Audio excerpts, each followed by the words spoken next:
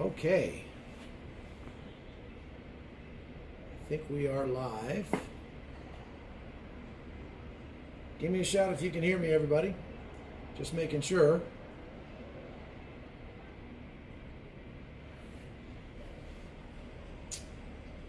So thank you for being here today. I'm just going to give you an update of what's going on in the war and tell you a little bit about what I've been doing today and what I have coming up. We have some very good content here that I think is going to blow your mind. So let's get into it. First thing, what I'm talking about is, are there Americans who are materially assisting Hamas? And the answer is yes.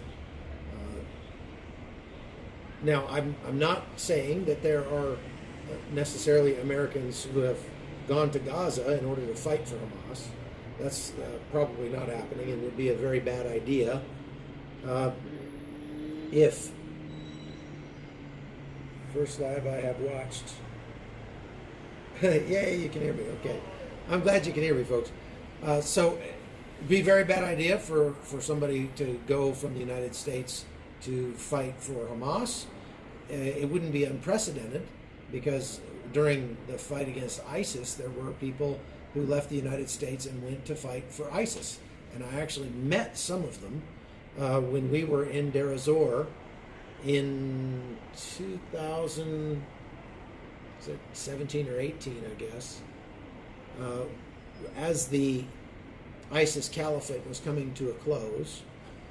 You remember ISIS took over a large swath of Syria and Iraq in about 2015, 14-15, late 2014, something like that.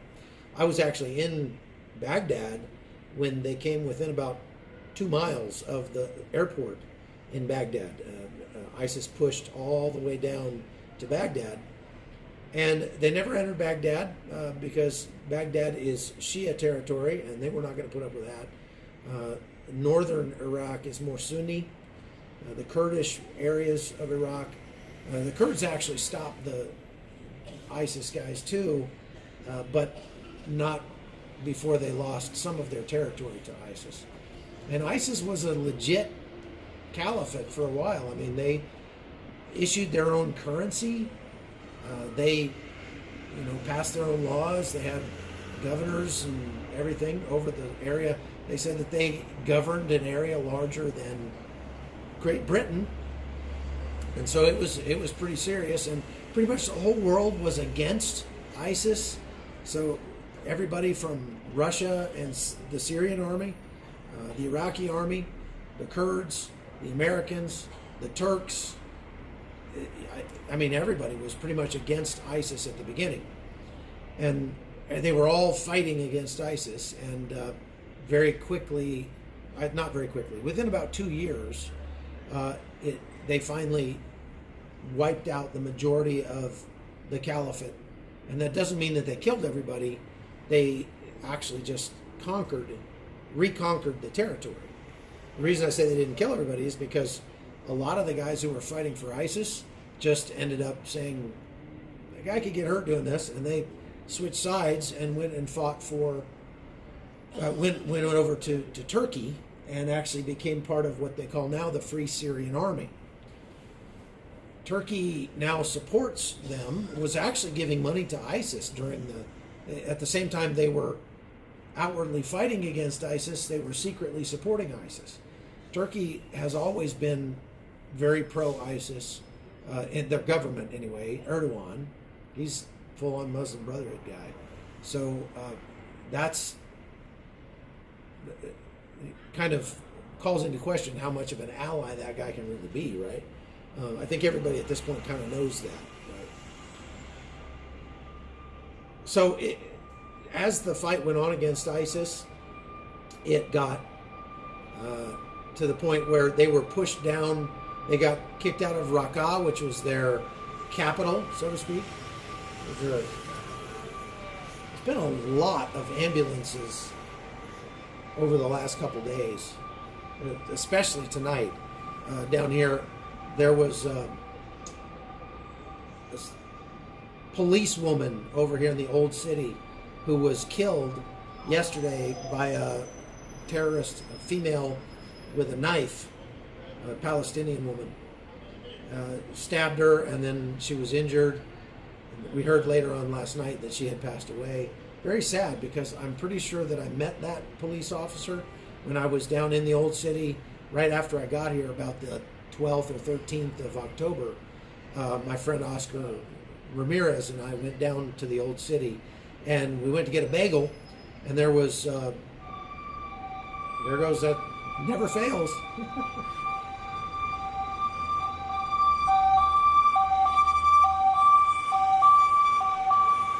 It's strange because it's the same ambulance that goes. There must be a hospital up there somewhere nearby. Oscar and I went down to the old city and ordered a bagel, and there were two cops in line behind us, so we started talking to them. One was a man and one was a woman. And we had a few laughs and, just talked to them a little bit about what they were doing and what their job was. And I'm pretty sure when I saw the picture last night that it was the woman who was killed yesterday, the policewoman. Very sad. Please pray for her family.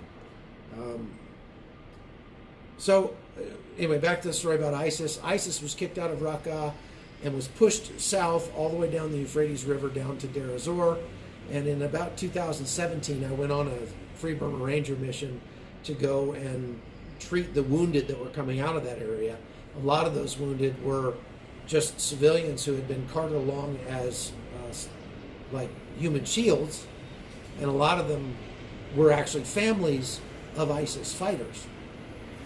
Some of them were ISIS fighters themselves who were giving up. That was awkward. But suffice it to say that as we were treating those people, we had a casualty collection point set up out. Hey, thank you for the, Frederick, thank you for the $9.99. That's very kind of you. And Kim also, thank you very much. I really appreciate it. You can donate down here. Just click those three buttons down at the bottom right-hand side of the screen and click the word thanks. And you can go and leave a thanks on the chat there, and of any amount. We appreciate it, and we'll use it to help people. So as we were treating these wounded people who were coming out of that area in Deir ez-Zor, I started to realize that a lot of these people were foreigners. They were from places like Dagestan in Russia. And there was a lot of people from Dagestan, and I actually figured out finally that Dagestan is a heavily Muslim area, very extremist Muslim area, and so a lot of people from Dagestan came to fight for ISIS. To them, this was like going to the promised land, because ISIS, having their own caliphate, meant, we get to go someplace where all the laws are exactly Sharia, they're what we want, and we don't have to face the persecution of the Russian government, et cetera, et cetera. And so they were, they were moving to this caliphate thinking it would be heaven, and found out it was really more like hell. I remember specifically one woman that I talked to who spoke English. She came up to me. Of course, she was in the full ninja suit, wearing all the drapes out of her house, and she came up and started talking to me and said, I think she asked me for formula for her baby or something like that. And I said, wow, you speak English? And she said, yes, I'm from France. Thank you, Jeanette. Very kind of you. She said she was from France. And I said, oh, wow, well, you speak great English. She said, yes, I was sort of kidnapped and brought here by my mother. My mom was a hardcore, hey, thank you very much, IDR. My mom was a hardcore, jihadi. We lived in France, and she heard about the caliphate, so she brought me and my sister along, kind of against our will. I was only I think she said she was 12 or something at the time. She said we were not allowed to go outside when we got there. She said, girls were not allowed to go outside. We couldn't go outside and play. She said, I spent 2 years indoors. And by that time I was 14, and I was so desperate to just get out of the house that I agreed to be married off to an ISIS fighter. So she said, I married an ISIS fighter, but my life didn't get a whole lot better. He was really abusive, and I still was not allowed outside, and without wearing the full burqa suit and all that. And she had a baby. Then that guy got killed in the war. Hey, thank you, Rick. I think it says Rick. And Abby. Wow, you guys are... Oh, Abbins. And Mark, thank you very much. Very kind of you. So she said her first husband got killed. She was married off to a second ISIS fighter. Very shortly after that, he got killed. She was married off to a third ISIS fighter. And I think she had finally escaped from that guy and just ran away. And that's when we met her. By that time, she had 2 or 3 children. She was only like 18 years old. She said, I have not talked to my parents in like years, or not my parents, my dad and the rest of my family that's back in France for years. And they don't even know if I'm alive or dead. And I said, do you know their number? And she said, yeah, I know their number. And I said, well, you want to call them? I've got a satellite phone right here. You want to call them? And she's like, oh my gosh, could I do that? And I said, sure, here's my sat phone. Give them a call. So I sat there and filmed her while she called her family and just chattered away. It was, just freaking out. Talked to them for a couple minutes and told them she was alive or whatever, then got off the phone. She then went on to basically be processed. There were some U.S. military there who were processing all of the people that came out of Deir ez-Zor. Thank you, Deborah. Hazak. I'm not sure what language that is, but you're very kind. Thank you. The military was processing, I think it was a team of Navy SEALs or Special Forces or somebody that was processing everybody coming out of Deir ez-Zor because there were some bad people in that group, and before they went to the refugee camp, they wanted to know who they were, and they wanted to sort of do their biometrics and et cetera, so that if 10 years from now we catch one of these people coming across the southern border, we would know, oh, this person was an ISIS family member or something like that. Those guys saw me let her talk on the phone, and they were very upset with me about that. And they were like, they came over to me and they pulled me aside and they were like, what are you thinking? You can't be letting them talk on the call people. They're going to be giving away our location and we're going to get bombed out here. And I was like, dude, okay, first of all, this woman had not seen her family in like 5-6 years, and I was listening and filming every word she said. She was speaking French. I speak French. She was not giving away our location. I would have known if she was. And B, how's this woman going to even know our location? I mean, she's just escaped from ISIS, for God's sake. And thank you, Denny. Very kind of you. But those guys were pretty paranoid and were not happy with me doing that, so I couldn't do that anymore after that. Sometimes people just get so, like, I get it. You don't want to give away operational security. You want to be mindful of operational security. You don't want to tell bad people things they don't need to know. I get it. But you can get ridiculous about that too. I mean, you can go a little overboard. I've been doing this a long time. I know what I can film and what I can't. I know what I can say and what I can't.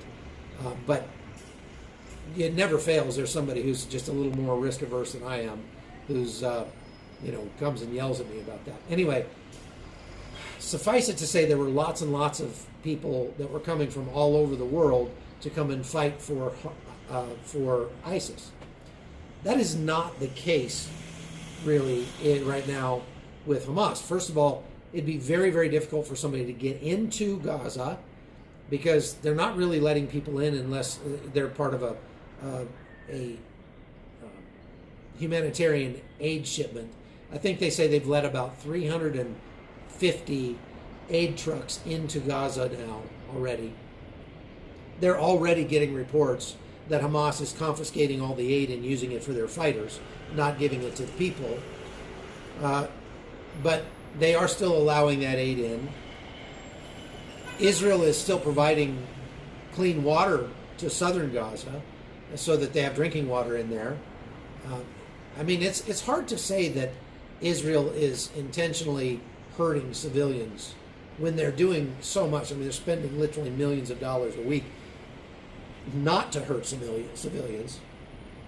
They're putting themselves at greater risk to go into places on foot where they could just bomb it and be done with it, like this Shiva hospital that is in northern Gaza, that is the only hospital still operating in the northern part of Gaza, in Gaza City.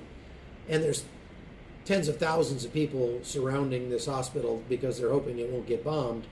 And they're right. I mean, they're not bombing the hospital, even though they know for sure that Hamas's headquarters is beneath the hospital. They know for sure that Hamas is using the fuel stocks that are supposed to be powering the hospital to run its generators so that they can stay down in the tunnels and pump air down into them. That they know that they have stolen oxygen concentrators that were supposed to be for medical purposes at the hospital, that were brought in as aid shipments. They've stolen those and they've taken them down in the tunnels so that they can have oxygen down in the tunnels.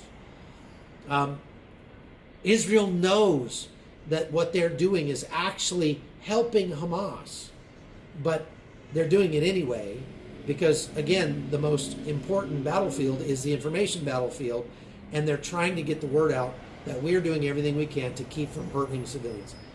Lisa, thank you very much. I really appreciate the blessings and the money as well. So Israel is going to have to send men into those tunnels rather than, flood them with seawater or anything, because they specifically are trying not to kill their own hostages and the civilians. On the point of talking about hostages, Hamas said yesterday that 67 of the hostages have been killed already by Israel's bombings. Now, I'm sure that there have been hostages killed by Israel bombing because Hamas, that has spread the hostages out all over, and some of them are probably in northern Gaza. We're not going to, it's going to be a long, long time before they figure out how many of those hostages were killed and how many of them are still alive. Hamas is not giving proof of life in most cases of any of these hostages. So it's hard to prove one way or the other if they're alive or dead. Every one of them that does die because of an Israeli bombing, that is on the heads of the Hamas fighters that took them in the first place.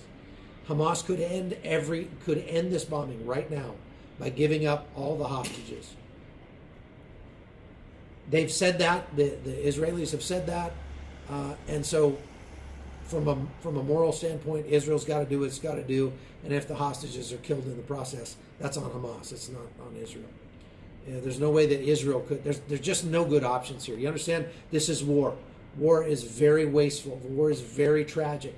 Always, always, always, the people who suffer from war are the civilians. And so whoever started the war is the one that's responsible for the civilians' death. Is it Chana? Thank you very much. Thank you for this Jewish. And the other one looks like Christian. Thank you very much. Very kind of you. And thank you for your prayers. So there are, without a doubt, some of the hostages have been killed. So far, we only know of one that's been rescued since the invasion began. We're praying every day. We get together at the CBN headquarters right there in that building, right down there. Every morning before we get to work, our whole team gets together and we pray for the peace of Israel. We pray for the hostages. We pray for the soldiers. And we pray that Hamas would lay down their weapons and end this thing.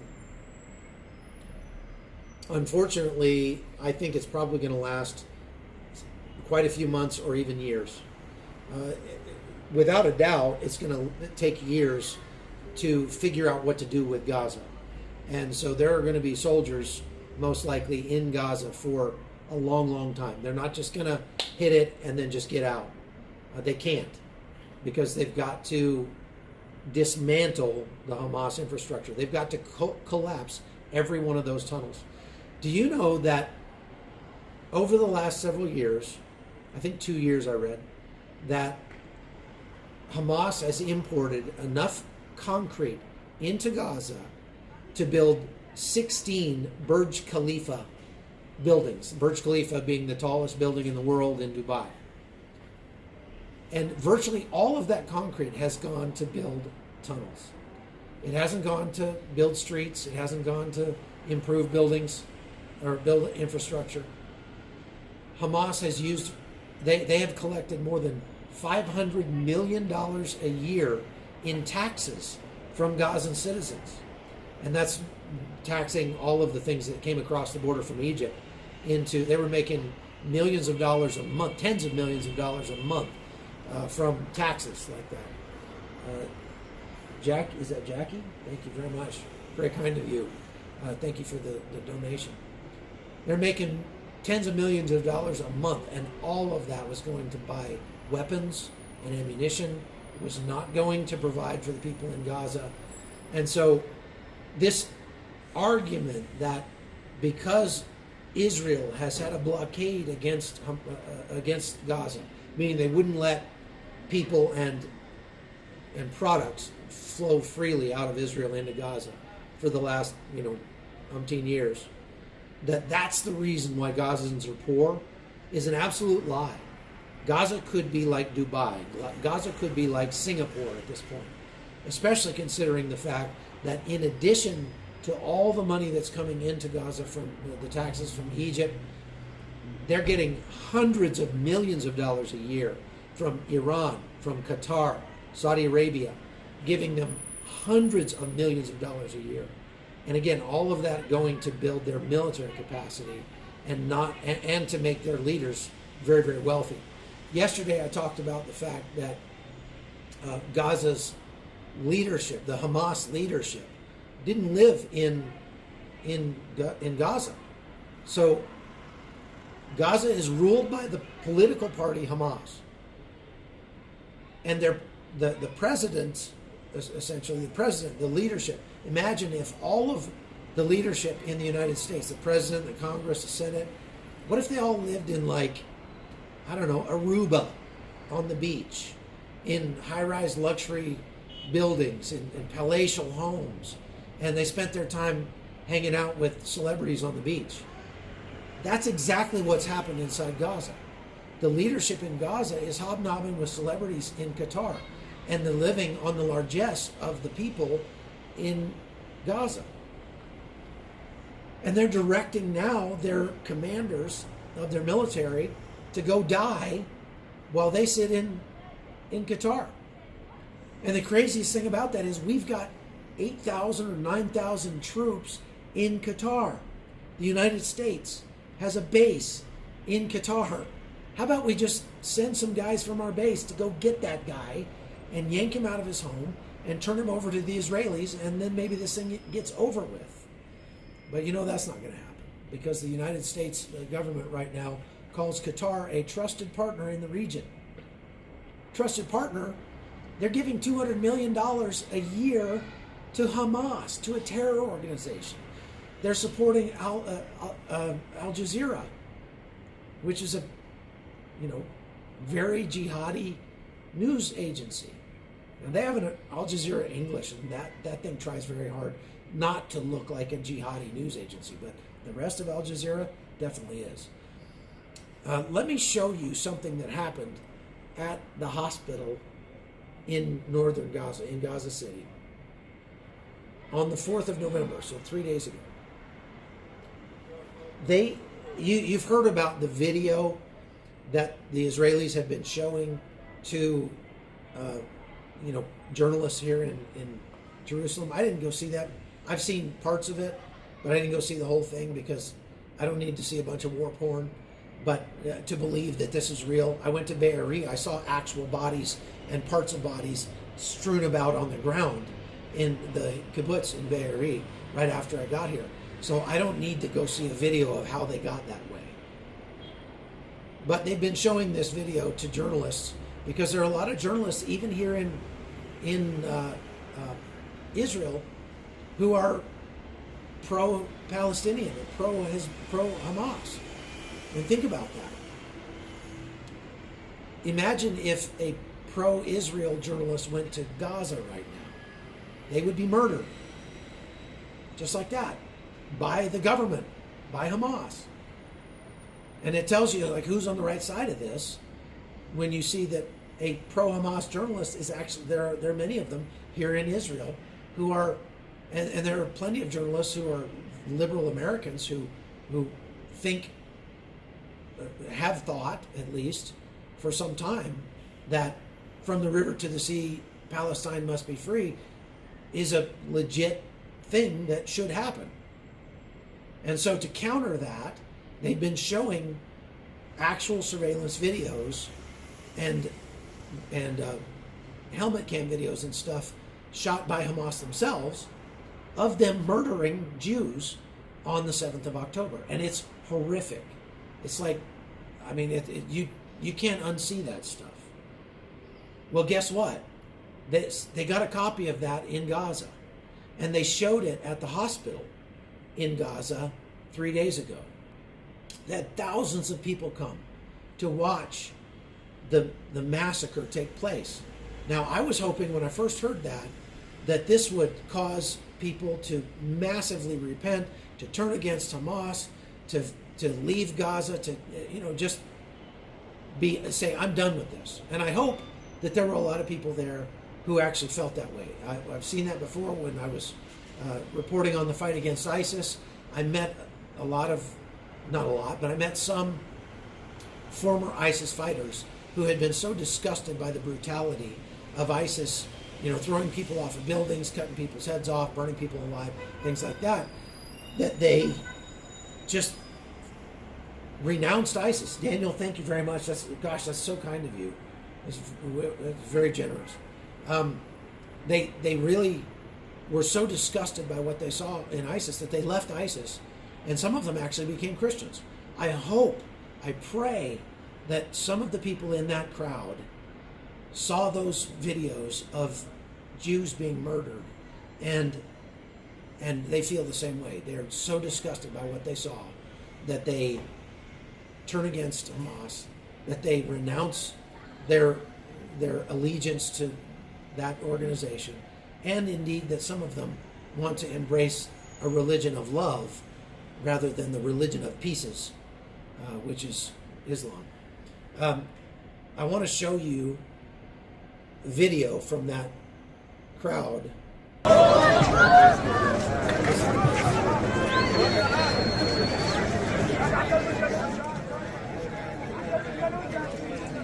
What you will hear here is these people cheering as they watch Jews being murdered.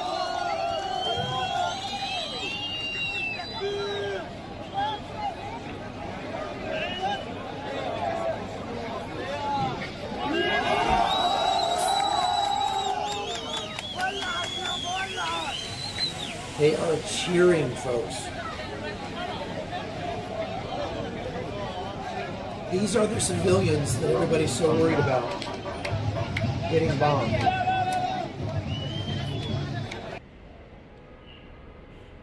These are the civilians that everybody's so worried about. I'm not sure I know what to say after I watched that. I was horrified seeing those people cheering for Jews being murdered, for babies being butchered, people being beheaded, mothers, soccer moms just taking their kids to their sports events, being gunned down in their cars while their babies screamed in the back seat, and then their babies being carted off to become hostages. Today I walked along the fence outside the Knesset. That's the seat of government here in Israel.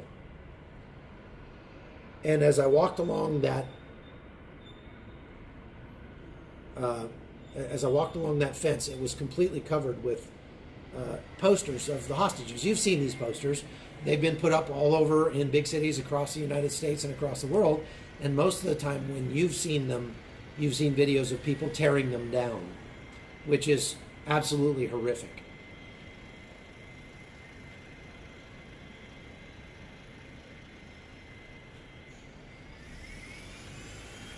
Well, I promise you that the one place where you don't have to worry about these things being torn down is in front of the Knesset. And they are there to serve as reminders to the politicians who are coming and going from there, who are setting the policy, that they should not be forgotten. And that's why what you're seeing from the Israeli government is they're giving no quarter. They're saying, we will not consider a ceasefire until all of those hostages come home. We are going to dismantle Hamas, and in the process dismantle most of Gaza until those hostages come home. Do you understand that the Israeli government has dropped leaflets all over Gaza, has dropped flyers, has made phone calls, millions of them, and they've put out that they are offering a massive reward, like a reward that would make you wealthy for the rest of your life if you live in Gaza. Massive reward just for information leading to the safe return of the hostages that are any of the hostages that are in Gaza. Well, Mark, thank you very much. That's so kind of you. Thank you, John 3:16. Thank you very much. Is that Susie? Yeah, thank you, Susie. You're so kind. Thank you. The IDF has offered massive rewards and safe passage. So bring this flyer to the IDF checkpoint and tell them you've got information that will, and if that information leads to the safe rescue of some of our hostages, we will pay you off like you can't believe and give you a safe passage and a place where you can live safely for the rest of your life. So they're offering a huge reward. And I don't believe they've had many people take them up on it. They may have had a few. They may be pursuing some of those leads right now. They've only rescued one, that female IDF a private, who her name is Ori, who was rescued in the first days of the invasion. But you would think, with offering that kind of money, you know those people in there have some idea where those hostages could be being held. And you would think they would be rushing to the IDF checkpoint to offer advice and cash in on that if they're hurting so bad inside Gaza, if they don't support what Hamas is doing. Watching that video, though, makes me think maybe they do support what Hamas is doing. Maybe they're just that depraved. And I have to say, I love everybody, and wars I don't believe are, people don't go to war. Nations go to war, and people are the ones who suffer. But thank you, BBINS. That's super kind. Thank you very much. People don't go to war, nations go to war, and people are the ones who suffer. But in this case, it's hard to sympathize. It's hard to feel bad for those people that are stuck in northern Gaza, because I just watched them cheering a video of Jews being murdered. That's hard to stomach. Now, the IDF, for its part, finally was able to establish a humanitarian corridor. A couple days ago, they announced it. Hamas, the first time they tried a humanitarian corridor to the south, a Hamas sniper, or multiple ones, just started picking people off as they were trying to run for it. And there's a video out there, which I won't even show you, that's just terrible, of a guy riding his bike between just dozens of bodies that are laid out on the street that is going south out of northern Gaza. Finally, the IDF set up a secure corridor, and then Hamas shelled that area with mortars. You get this? They're shelling their own people trying to leave. Well, they took out those mortar emplacements, and they found a bunch more yesterday inside a youth center, and they found all kinds of rocket emplacements and stuff now. They're really doing a good job with that. The places where they're finding them is pretty astounding. Talk about that in a second. But suffice it to say that they were able to set up a safe corridor today and keep it secure. And thousands of people from northern Gaza took advantage of it, waving white flags, and were allowed to move through there and flee toward southern Gaza. I guarantee you some of those people were previously Hamas fighters who have now decided, Joji, thank you very much. I'm not sure what currency that is, but thank you. I appreciate it. I'm without a doubt, some of the people that left in that corridor were fighting for Hamas up until right now. Up until 12 seconds ago, they were Hamas fighters. But as I said yesterday, that culture and Muslim culture admires the strong horse. They want to be on the winning team. And so if it looks like their team's going to lose, then they will change sides, no problem. They have no problem about that. They don't have any qualms because then, they really don't have much in the way of, very strong moral feelings about that conflict one way or the other. They're more like to, save their skin. I've seen that in Iraq, I've seen it in Afghanistan, and I'm seeing it now in Gaza. But, of those people that are leaving, many of them probably were Hamas fighters, may one day be again, because you can bet that after they go, thank you, Hillbrow Theater Youth, very kind. I'm virtually certain that once they have cleared out the northern part of Gaza, the IDF is going to have to turn south, and they're going to have to do something with the southern part of Gaza. Nobody quite knows exactly how that's going to work now, because there's millions of people that are crowded into southern Gaza now, and there are lots of tunnels under southern Gaza too. They're going to have to go and destroy all those tunnels. I was talking to somebody today, and I said, my goodness, there's so many tunnels under there that when they're done blowing up all those tunnels, Gaza may be like 15 feet lower than it, it may be lower than sea level at that point, because there's so many tunnels under there. It's just ridiculous. It is going to take a long, long time for that to be done. Now, let's turn to the north real quick. I was in Kiryat Shimona. I got to watch the time because I've got more broadcasts I've got to do top of the hour. I was in Kiryat Shimona just a couple days ago, 3 days ago, I guess. And there was some shelling while I was there, but it quieted down after last Friday. Well, it has picked up again, and yesterday was the worst day that they've seen up there in a long time. I think it was something like 60 rockets fired at Kiryat Shimona. The IDF was busy fighting back against that, and they were also fired rockets at Nahariya, which is the place where I spent the night, the last night that I was up there. I broadcast from there. You can go back and watch that if you like. Thank you very much, Sue. I will try to bless those ladies in Colombia.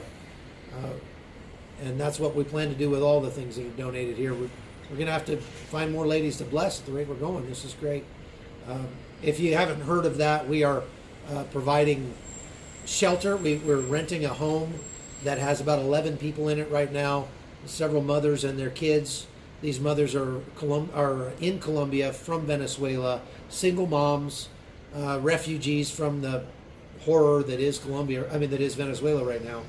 And we're trying to keep them from having to work as prostitutes because they didn't have anything else to sell. And so we got them started with little businesses, like a hot dog stand, a coffee business, things like that. And they are able now to make a living for their family without having to sell their bodies. And there are just lots and lots more women like that we could help. And so if we're collecting enough money here, maybe we can upgrade that house, get a much bigger house, and get more women in there and help them out. The biggest problem is not so much the women. I mean, that's bad enough, but it's the children, their kids. Because if they don't want to prostitute themselves, the one thing that they kind of can do is they just sell candy. They go buy a bag of candy for a couple bucks, and maybe it's got 100 pieces in there. And what they do is they give the candy to their kids, and they send their kids out among the tourists. You've probably, if you've traveled to poor places, you've probably seen kids that were selling candy on the street. That's what they do. And thank you very much, Rodney. I appreciate that. They sell candy, and you've seen them. You're much more likely to buy candy from a cute little kid. Oh, poor little kid, here, have $1, whatever, and keep your candy. Than you are from like a skeevy 30-year-old woman. You're not going to buy candy from her most likely because you'd be wondering like what's in that candy. Wow, thank you very much, Deborah. 50 euros. Thank you so much. So those women send their kids out to sell candy, but the problem is, especially in Cartagena, Colombia, it's a hotbed for perverts and wackos from the United States. Lots of leisure suit Larrys that go down there and try to pick up those little kids. And I've heard, we've been down there and we've talked to those women recently, and they've said, I spend more time trying to keep my kids away from the pedophiles than I spend trying to make a living. It's terrible sending them down there. But I have no choice because that's the only way I can make enough money to live. There's one woman named Olga that is, she's in her mid-30s. I met her 3 years ago, and we helped her family out quite a bit, actually, at that time. But then I lost track of her, and I didn't hear anything else from her. So then we met some other girls, and we were helping those girls get a home and everything like that. We've been supporting those other girls, Wendy and her family, for almost 3 years now. And we went back to check on them because you can't just send money down there and then expect that they're going to be, that everything's going to be kosher. You got to have accountability. So we went down there and checked on them, and we found out that, well, they were doing fine, and they had taken more women into their house who needed a place to stay, even more than what we were paying for. And so they were crammed into this house with like 15 people, and so we got them even a bigger house. Well, when we went to check on them this time, I was downtown in Cartagena the last night just to do a stand-up for a piece I was making down there, and I ran into Olga again. I hadn't seen her in 3 years, and she looked like death warmed over. She was so drawn and skinny and just emaciated, and I said, I didn't even recognize her at first. I was like, oh my gosh, she looked like a walking skeleton. I said, Olga, what happened? Why do you look like this? Wow, is that Hippa? Thank you, Hippa. Oh, that's right. Must be a ranger buddy. I asked Olga what happened to her, and she said, we just can't make it because the police, if you've seen that movie, The Sound of Freedom, go see it if you haven't. It's a very, very good movie. And it's set in Cartagena. It talks about this problem. And because of the movie, it sort of gave Cartagena a black eye because it illuminated the fact that tons and tons of perverts and pedophiles go down there to pick up little kids for sex trafficking. And so the police are saying this is giving us a black eye, it's making us look bad. And so they're cracking down on kids being running around downtown at night.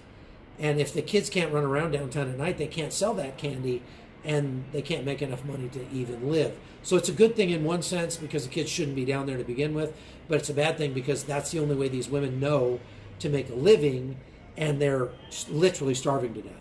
And so I gave Olga everything I had left. We were leaving the next day, and I've been sending her some money since then. We need to get back down there to help